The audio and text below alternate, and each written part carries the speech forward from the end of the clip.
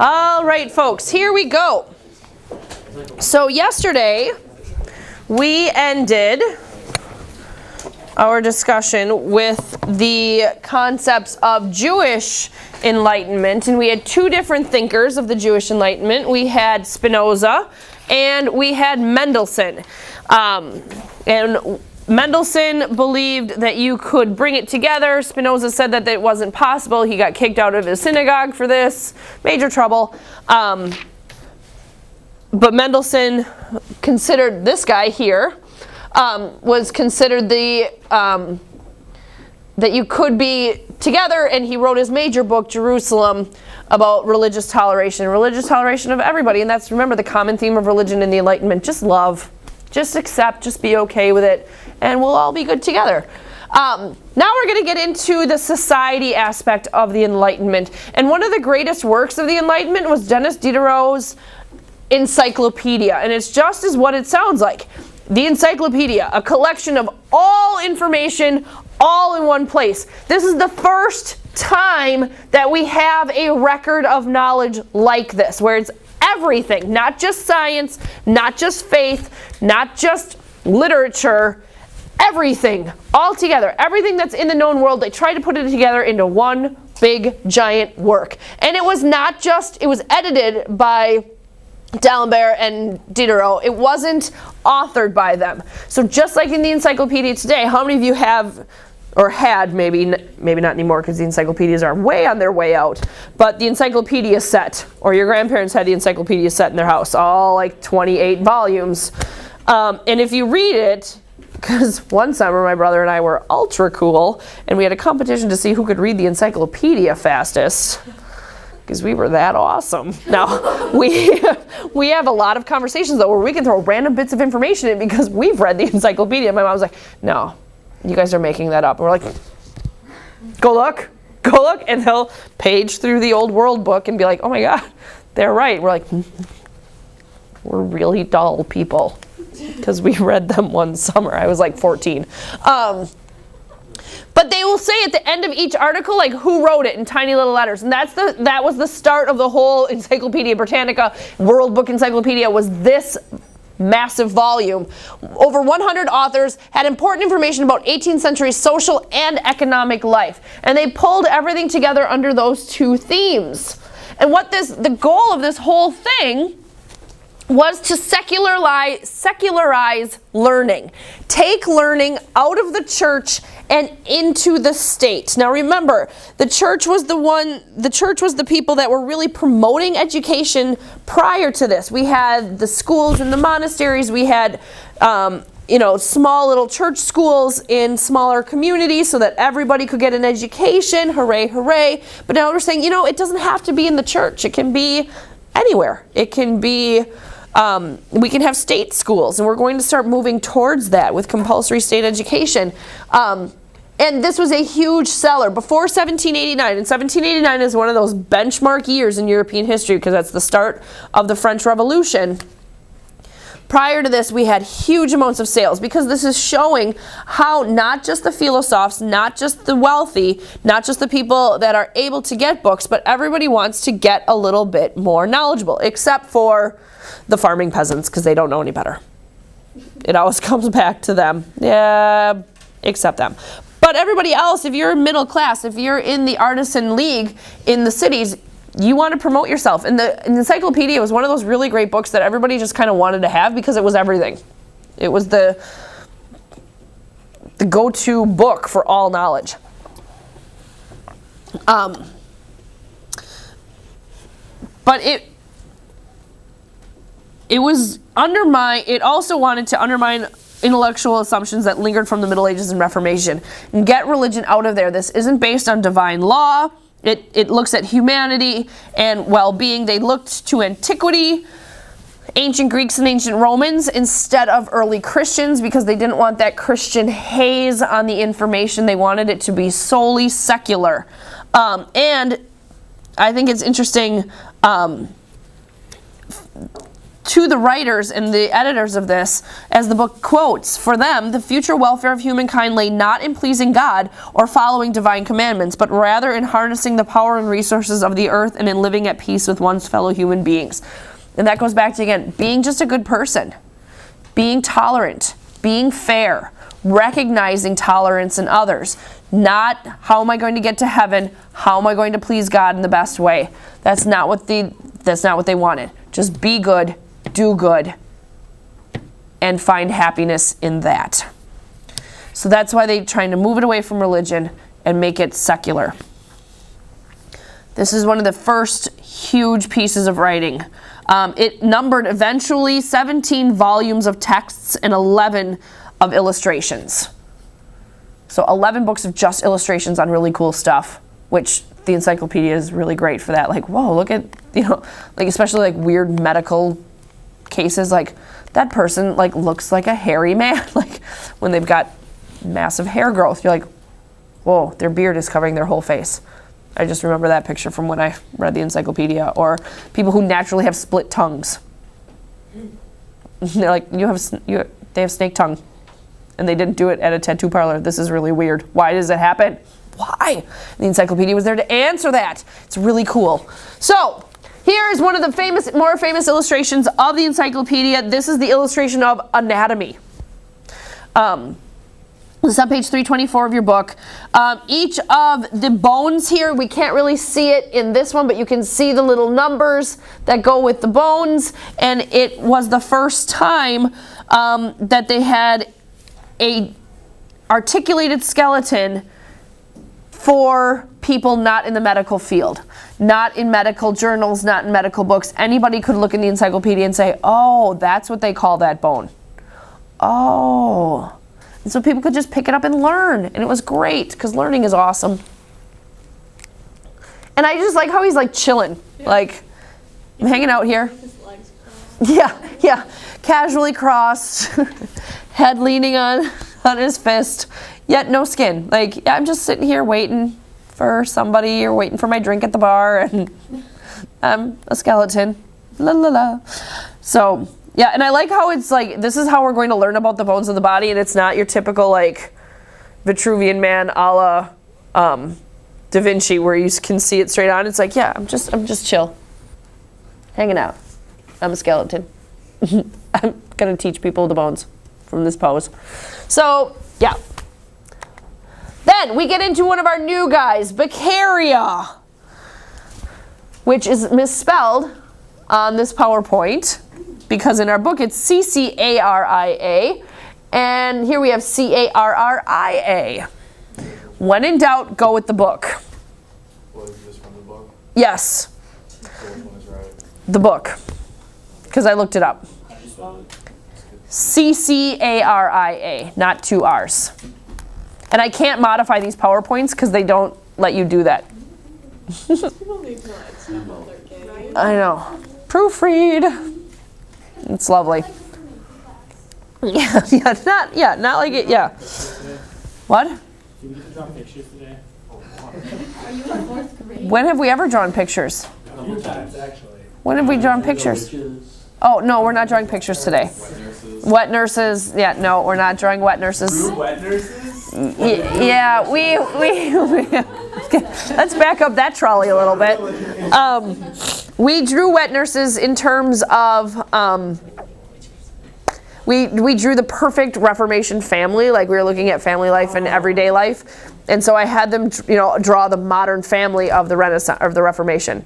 And often people would bring in wet nurses to live with them. And so they're like, we got to draw this. I'm like, yep, have at her. So we got a couple different variations of wet nurses, including somebody who looked like they were just dunked in a river. Like, she's wet.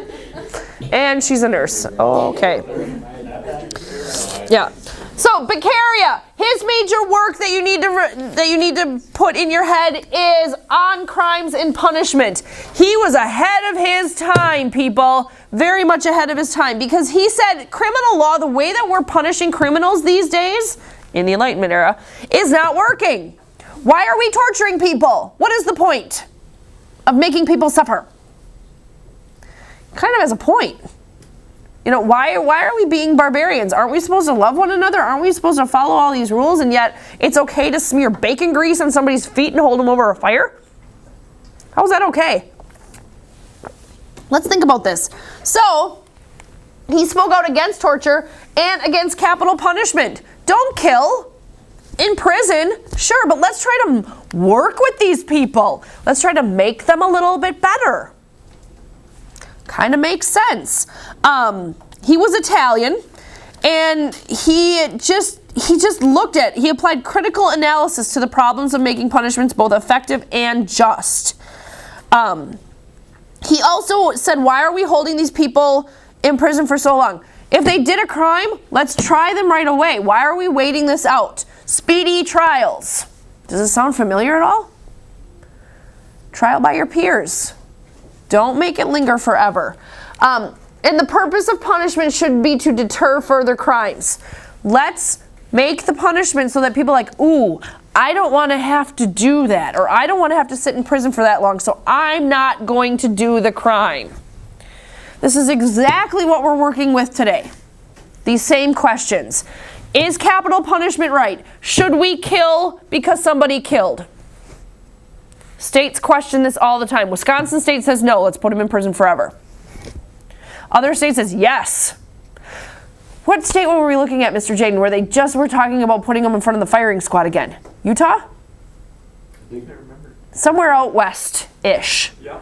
But because there's been a question lately about using lethal injection as capital punishment because a man in the last 6 or 8 months died a terribly elongated death by lethal injection. And so now other states are kind of leery to use it. So one state's like, well, we'll just bring back firing squad. And I'm like, well, that's not like harsh. Stand there and they chain them to like a board, like with the headband, and then wait for people to shoot. Yeah. So that is up for question. Yes, sir. I don't know where it is. I thought it was like Utah or something, but isn't it like where some guy, he was given the death penalty and they asked what does he want for his last meal, and he said he didn't want anything, so then he just died, and then they got rid of the last meal thing. That's what I heard. I didn't hear that. I don't know who I heard it from, but I don't know what state it's implied in. Interesting. So now there isn't any anymore. Yeah. Interesting. And I thought you could get anything, like if you wanted Pizza Hut pizza, you can get it. No, it's whatever they can make in the cafeteria of the jail. Which I'm like, oh, well, that kind of takes the, not that it's supposed to be fun. Like, you know what I mean? Like you always think, like, what would be your last meal? Like, I'd totally get a perch plate from somewhere. No, if they don't make it, you don't get it. So, but yeah, so he's saying this is ridiculous. We shouldn't punish this way. We should make the crime, or the punishment be awful enough that people don't want to do the crime in case they get caught and then have to face it. But it shouldn't be torturous. So there's that fine line there. And so what we talk about today, because we question this all the time, every time we get a new president, well, how do they feel about capital punishment? Are they pro or are they against? And he says that the purpose of laws is not to punish. And this is where some people like think differently. A law is there to like herd you in and to punish you if you get in trouble. But he's like, no. Laws are there to make sure that everybody can be happy and safe and sound. That's why we have laws. So we shouldn't think of laws as a punishment. We shouldn't think of laws as if you do something wrong, this is what happens to you. But we should make laws so that everybody is okay. That's why we have speed limits, he would say, because then people are safe on the roads, not to punish you if you go too fast. He's kind of a happy, smiley kind of guy, isn't he? We're here to be happy and healthy and safe, not punishing. So, but this idea, this utilitarian philosophy based on happiness in this life permeated most Enlightenment writing on practical reforms. Let's not do things to hurt. Let's do things to help and create happiness. Oh. Very flowery and unicorny, but it's the prevailing thought. And that's going to come into tomorrow as well when we talk about Central and Eastern Europe. Let's move away from the punishment and move towards the joy.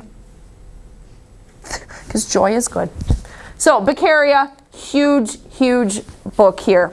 Still referenced in law, because I asked my brother last year, because he's a lawyer. He's like, oh yeah, we all read Beccaria in law school, because he makes sense. So, all right, and then we get the physiocrats. Now we're moving into economy, economics, woohoo! The land of Adam Smith. So, the physiocrats were economic reformers in France. Very specific here, the French economic reform. They need economic reform. Who wrecked their economy? What? I just heard from the whole crowd. The Louis, yes, the Louis. Oh, John Locke, the Mississippi Bubble. Yeah. Yes, you're right. I thought you were saying John Locke. I'm like, Blank Slate guy? I said that at first. Like, that's why I kind of threw you the weird eyebrow. Like, can you explain? Because I'm not sure. He ruined economy forever in France. How? I'm missing it. I don't get it. Sorry for the strange eyebrow. But you're right, John Law and the Mississippi Bubble did add to the ugliness. So, the physiocrats, we got two major guys, Quinet and Pierre Dupont de Nemours. I love French names where they get like multiple names. And when you throw like Marie into men's names, like what? Okay, Jacques Marie. What? It's a little strange. Hold on. Oh, eyelash. Okay, I think we're good. So, these guys, well, you hate it because then if you don't pay attention to it, it rolls back into like your back of your eye and then you're like burn and cry and mascara everywhere. All right, but they said, and this is again more of the happy type of thought, following along with Beccaria, that the primary goal of government was to protect property and allow its owners to use it freely. Don't punish for what they do, but let people flourish. Because flourishing is good, because if people are flourishing, they're advancing, and advancing makes society better. And so things are growing at a great rate. They argued that agriculture was the basis on which all economic production depended. If we are not eating, we are not surviving. We have to promote the farmers. Totally agree here. Support your local farmer. They're nice people. Yeah. They're nice people. Make farms efficient because, again, they're basing their ideas here off the agricultural revolution. If farms are efficient, more crops are grown. If more crops are grown, people eat. If people eat, they're productive. And if people are productive, society flourishes. So support your local farmer. Drink milk. Eat cheese. Especially Morning Glory. Then you support the Foster's farm. So, just a little commercial there. We're Morning Glory farmers. Or Foremost Farms. That's like our secondary name. So, especially butter. Our milk is made into butter. And cheese. So, again, we're going into that farm, the spirit of improvement. These philosophes want improvement on society. Get that in your head. Because we're advancing here. Because it's interesting because they want to advance. They want society to be great. They want society to be perfect. But what the Enlightenment brings us is war. Because the leaders are not listening. So I find this an interesting juxtaposition. They're all about love is all you need, be free, be happy, be good. And we get the French Revolution. Kachunka. So, we start that next week, guys. We're going to be kachunking all week next week. You watch Les Mis? That's not yet. That's not the French Revolution. But I want to watch it. Well, we may watch the Do You Hear the People Sing scene when we do that. We're not watching the whole thing. It's a love story it's like Titanic. It's a love story with a little history thrown in. Not the adaptation is the movie, yes. Yes, The rest, like the story, actually. I agree. But the one that I have available to show is Titanic version of Les Mis. No, yes. We're randomly going to pop in Titanic for a couple days. Let's take a break and watch a boat sink. And then we're going to watch Pearl Harbor, which is a love story with a couple planes thrown in. It's a good movie. What's wrong with It's that? the worst movie. Amen. And I was the teenage girl when it came out, so it was right up my wheelhouse, history and love. And I was like, I know, like, and it takes forever to get to the Pearl Harbor part. I'm like, enough with this running around naked in parachutes. Let's just blow up Pearl Harbor. Ever. Amen. All right. So now, big guy, folks. Big guy. Are we ready here? Hugely impactful. No, not ready. The back row of dudes. Nope, not doing this. Adam Smith. And Jordan McKay. Put this in your head. Adam Smith. No idea what's going on. No, and I don't know if I want to know. All right. There's a kid named Kakana. His name's Adam Smith. He plays basketball. Oh, Jordan McKay's another kid on their basketball team. okay. Thank you for clearing that up, but that's not who we're talking about now. All right. Phew. Let's focus here. All right. Wrote the inquiry into the nature and causes of... That part you can all kind of cross out because nobody knows that part of the book. The actual part of the book that we actually call it is The Wealth of Nations. Adam Smith, The Wealth of Nations. Know this. This is one of those Jeopardy questions. This is one of those things that people just need to know so that you sound educated. You know, we always have those things like, oh, who? And if someday you're in a conversation, you're like, I don't know. I'm going to come out of the grave or come out of my farm or come out of somewhere and be like, I told you this. All right? The Wealth of Nations.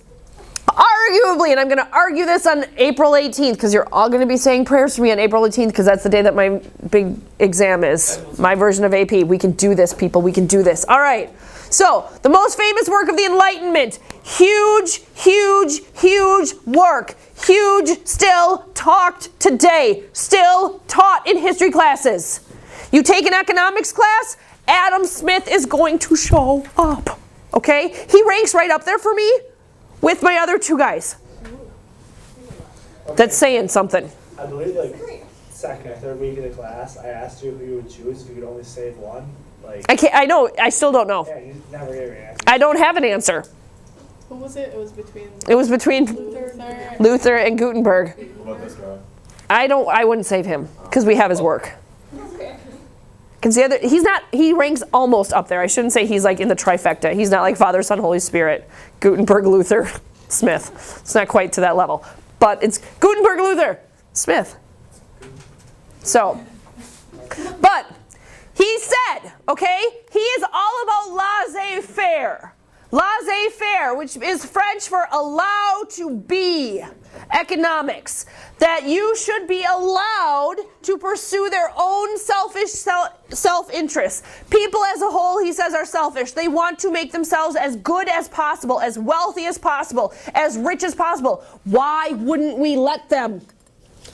Says Smith. Because every time they do, every time people aim for that high point, they're spending money, they're getting the economy going. It's keeping things moving. Let them do this. No. She also never said that. Let's clear that up right away. One of history's mysteries, Marie Antoinette never said, oh, we have no bread for them. Oh, let them eat cake. She never said it. Because it's one of those really great lines from history that never occurred. What's another example of that? Go. What? I sense that you're making fun of me, and I'm not really sure what you said. Okay. No, it's not worth it. All right. I gotta think of one. I can't think of one off the top of my head. Yeah. He never chopped down the cherry tree. He did not throw a quarter across the Potomac. All false. Johnny Appleseed did not wear a pot on his head. That Mormon guy didn't find the book of written in the ground. Isn't that what it is? The Book of Mormon. It's found in the ground. I don't know. That part I don't know. Thought? Or George Washington with the wooden teeth. Yeah, they weren't wooden. That made Abby very upset for several days when she learned that last month. Mom, they were made out of whale. And Abby's like, Melanie's like, he wore a whale in his mouth? I'm like, oh God. Okay, let's start this over. No, Abby, you're right. They were not wooden teeth. And I learned that they were wooden and they're not wooden. They were made out of whale. And Melanie's like, it's a whale? I'm like, a whale bones, like whale bones, or tusk. Whale. I don't know. She got it stuck in her head that it was a whale. Melanie thought it meant a real whale because she knows whales are big, and how is it going to fit in your mouth? And how do you eat with a whale? I love 4-year-olds. All right. But back to Adam Smith. He said, he urged that the mercantile system of England be abolished. Get rid of this because it doesn't work. Allow for just free enterprise. The regulations intended to preserve the wealth of the nation, to capture wealth from other nations, and to maximize the work available for the nation's laborers, Smith argued. However, that they hindered the expansion of wealth and production. That by putting all these rules and regulations on a nation's economy, you are closing it down. And that's not going to advance you in the long run. Let it go. Let people make their own economies. Let it happen. Individuals sought to enrich themselves by meeting the needs of others in the marketplace. The economy would expand. Consumers would find their wants met as manufacturers and merchants competed for their business. Does that make sense? No rules. Let the business people, let the artisans, let the merchants sell it because the competition is going to be there. If you have tariffs, if you have all this stuff, it doesn't work. Free enterprise, no mercantilism. Laissez-faire, this is his big idea. A limited role of the government in the economy. Get the government out of there. Hands off government. Of course, this is what got us into the Great Depression. Because the Republicans were all hands off. Herbert Hoover was all hands off. But, that is an Annie. You are correct. But, it's not like, and what the book says, and I like that the book says this, Smith, it was not this simple of an idea. The book Wealth of Nations is a very complex writing. He doesn't just say government get out of business. He says that there are some times and places where it is needed. But it should, like, the government, he argued, should provide schools, armies, navies, and roads. The government should not be completely hands-off business because there are some things that the government needs to control in order to advance society as a whole. Schools, armies, navies, roads. Yes, government, make it built. Make it built. Sure. Build it up. Run it. But he says the public should in particular support education of those people who occupy the humbler occupations of life. He's saying the government should promote compulsory education for everybody, because if everybody is educated, then they can work above their class, they can get money, they can participate in the economy, which will then grow the economy, and it will be great. This guy had ideas. He also came up with social development, as he called it, the 4-stage theory. Human societies can be classified as hunters and gatherers, the lowest form of society. Okay, where people do not stay still, they follow the herds, they follow the crops, they follow the seasons. The second step, pastoral societies are nomadic like the herds they tend, but they develop some private property. So they can, like, you still move around, but you have a center home base. That's the second step. Agricultural, this is where a lot of Europe is. Agricultural farming societies are settled and have clear-cut property arrangements. And then we get into the most advanced commercial state where we have manufacture of numerous items for wide consumption, extensive trade between cities and the countryside, and elaborate forms of property and financial arrangements.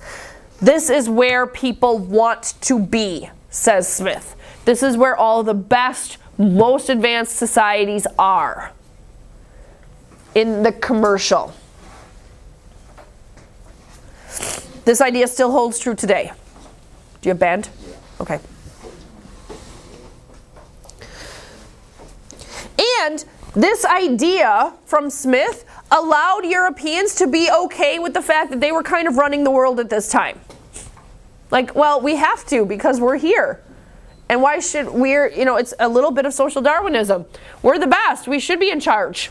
We're commercial. You're not. So let us rule you a little bit because you can't rule yourself really because you're not to our level. Because by doing this, we are bringing a higher level of civilization to people everywhere who, according to the 4-stage theory, lived in lower stages of human social and economic development. Poor you. We're better than you. Let us come in and control you, and we'll make you just like us. So this allowed Europe to go into Africa and tear up Africa. Allowed Europe to go into Asia and tear up Asia. Because you want to be just like us, because we're awesome. Got a little far-fetched there. So Adam Smith, laissez-faire, hands off government, let economy grow, big work. To me, it ranks right up there with the Encyclopedia by Diderot. Because it's combining all of this knowledge, all of this information. All right, moving into political ideas, political theories of the philosophers. Most of this came from France because this was the political hotbed of the time. England was settled. They're like the grandparents. They're good. They're settled. They know what's going on. France, they don't know what's going on. They're so in debt. Their leaders are not effective. People are starting to get angry. We're starting to hear people hum. They're not singing yet, but they're humming. And so they want change. They want things to get better. And the philosophers are writing books about political problems, and they're proposing solutions. This is where the people of the French Revolution get their ideas. They're like, well, hey, if we go with this idea, this makes sense to us. They included aristocratic reform. Let's bring those top people down a couple notches. They're too important. Let's bring them down. Democracy. Whoa. Huge thought here with democracy and absolute monarchy, and that's what we're getting into here with our question of the day. Let us have an absolute monarchy, but let us work for the betterment of the people. Oops, whoops. Thank you. There we are. Okay, so getting into a couple thinkers here of this. Another major guy. I should really make you guys a chart. Maybe I'll work on that tomorrow because I have all my grading caught up. And I'll be sitting. All right, Montesquieu. Charles Louis de Secondat, the Baron de Montesquieu. He's often just known as Montesquieu. Montesquieu. He writes a book called The Spirit of the Laws. Another book that my brother had to read. He said this was not nearly as fun as Beccaria. But he said that you can't, and he's got a really good point here. You can't have one big giant set of laws that appeals to all people because not all people are the same. The conditions in England are not the same as the conditions in France. So how can the laws of England work in France? Makes sense. So he said that if a government is going to be worth its salt, it needs to create its laws around the people, and it should be a shifting feeling of laws. Because if the population changes, then the laws should change to go with the population. It cannot be hard and fast, because then if you go hard and fast in terms of laws, then you become out of date very quick. And you're not servicing the people as best they should be serviced by their government. Make it the best for the people. And you should look at certain things. Country size, their population. What is the makeup of the people? How wealthy are the people? How poor are the people? The social and religious customs. Take that into account. Because if you're going against in your laws what the religion of the day is, then you're going to have problems for the people. They're not going to know what's going to happen. Should I follow the laws of my faith? Should I follow the laws of my government? Because we still don't have complete separation of church and state yet. So make it work together as best you can. Economic structure, traditions, and climate. Make the rules, this is the biggest thing, make the rules work for the people, not for the government. Favor the people.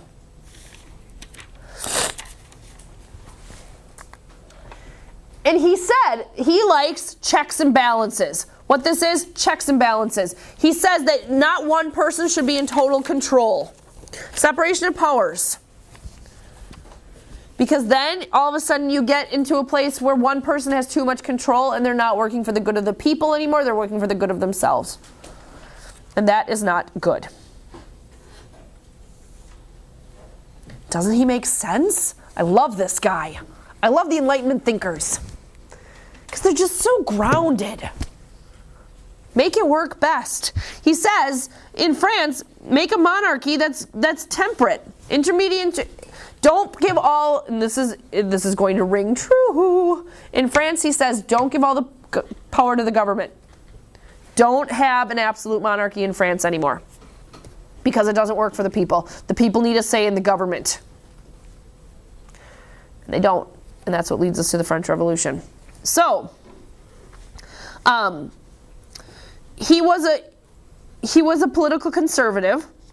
He wants reform, but he believed that by having absolute monarchies, reform was not possible. And so he was very critical of European continental governments, because he said you can't have all your power in one place. It doesn't work for the people. And he basically said, in Spirit of the Laws, you're going to have trouble. This is going to come back and kick you in the hinder. So you must reform. And nobody listens. So we have issue. And my lip is bleeding. And that kind of hurts. Okay. Sorry. I just kind of realized that I cracked my lip. All right. Here we go. And then our big guy. Jean-Jacques Rousseau. Mr. Enlightenment. Mr. Crazy Guy of the Enlightenment.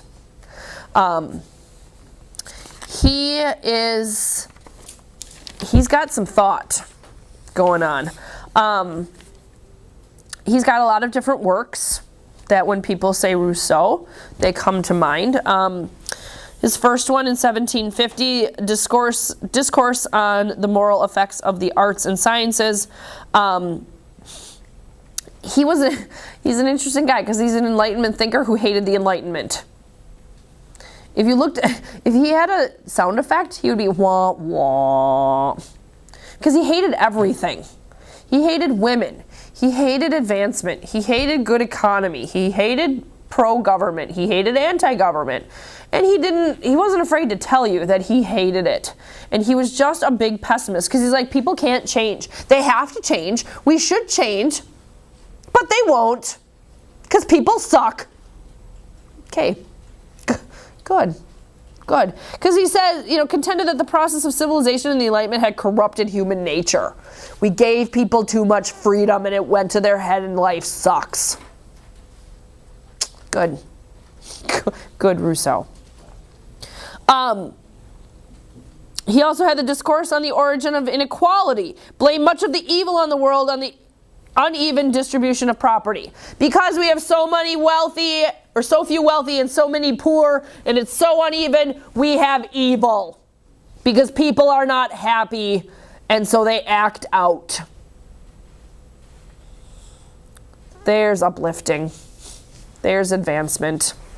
And what he's doing with these works is that he's challenging the social fabric of the day. In his pessimistic way, he's making his readers think, wow, we are bad people.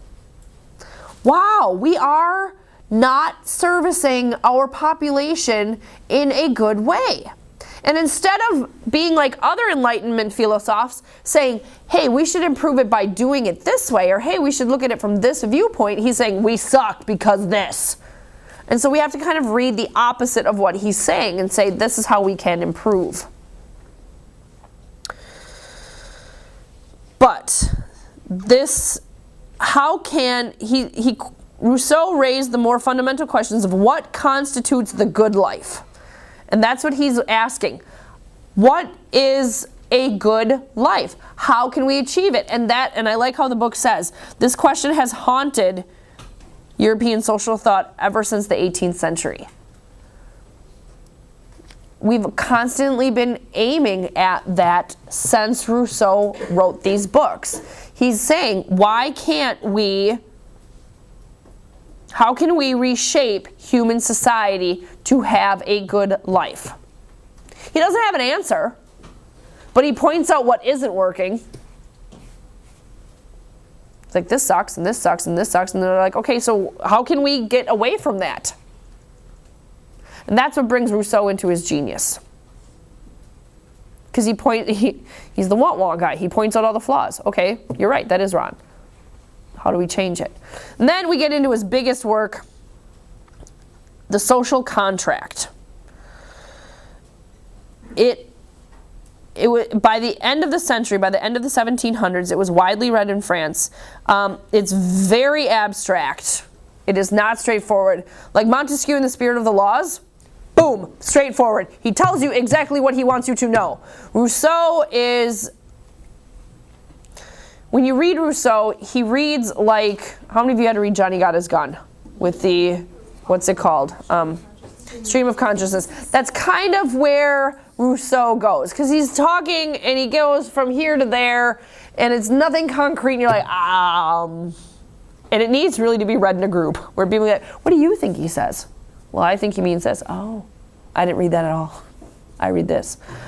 And so he says in the social contract that society is more important than the individual members, but the individual members make up the society. Okay? So you as a person don't matter. It's what you as a person do to make the group a better thing matters. That's how you get a good society. But you can, he says, you can be an individual. You don't have to be a sheep in society. You can be an individual. You can advance society while having your own freedom. Work for the good of the group. This is kind of Hitler-esque. You don't matter as an individual, but you matter in promoting the good of the group. Fascism. So, a little bit. Ask not what your country can do for you, ask what you can do for your country. Very Rousseau. Very Rousseau. Because you cannot, I think this is interesting, independent human beings living alone can achieve little. But you put everybody together as a group, and you can achieve great things. So he says we have to work together. We can't have the wealthy working for the wealthy and the poor trying to advance out of poor. We need everybody to work together to promote France, to promote Britain, to promote Russia. And then we will get society greatness. But if we have all these different social groups working to advance just themselves, it's not going to work. He has an interesting paragraph, though. I want you to open your books to page 330.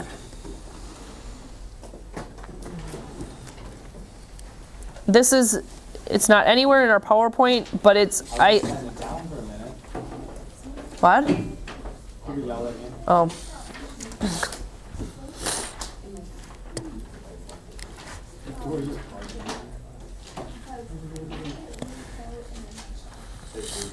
$330, yep. Okay, so in the only full paragraph, Rousseau had, in effect, by discussing the good of the group versus the good of the individual, Rousseau had, in effect, attacked the 18th century cult of the individual and the fruits of selfishness. He stood at odds with the commercial spirit that was transforming society in which he lived. Rousseau may have disapproved of the main thrust of Adam Smith's Wealth of Nations, which he may or may not have read, and would no doubt have preferred a study on the virtue of nations. Smith wanted people to be prosperous. Rousseau wanted them to be good, even if being good meant that they might remain poor. What's more important? To be wealthy or to be good? I'm good. Yeah. Ask Rousseau, what does good mean? He's dead. Thank you, Queen Obvious. But, like, what do you think he meant? Let's discuss. I think that when I read this the first time, I was, like, knocked off my chair. Whoa, what is better? Yes? Like for Rousseau to be good, like kind of what you said, you're going back to Hitler kind of things, to be good in your society, and I kind of think it's a bit more of that, than rather like kind of do good things, but he could have meant it like that maybe. He could have meant that being good meant to promote yourself, even if you remain poor in the process, at least the greater good is better. So, is it more important to be wealthy a la Adam Smith? Or is it more important to be a good member of society a la Rousseau, who is not a good member of society, which I find interesting. He was a mope. Yes? I think that if you're good, you gain wealth in different ways. relationships or being just a good person, good neighbor. Okay. What good does that do you, though? Does it feed your children? So what good, I'm just, let's have an enlightenment salon here for a little bit. If I had some, raise your water bottle, here you go. What's better? To be good or to be wealthy? Thoughts? Yes. Okay, I think as a society, people are going to say that the society and doing better for the society is better.